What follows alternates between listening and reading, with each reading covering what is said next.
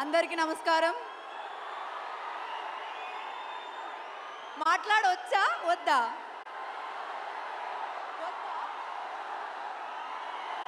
Okay సరే మాట్లాడట్లేదు.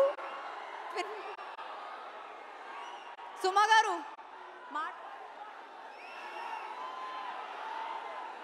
మాట్లాడొద్దు అంటున్నారు, నేను వెళ్ళిపోతున్నాను.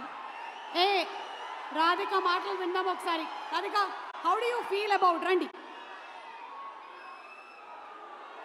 అంటే ఇంత అద్భుతమైనటువంటి రెస్పాన్స్ వచ్చింది కదా టిలు స్క్వేర్ కి. 9 days లో ఒక 2 minutes మాట్లాడొచ్చా?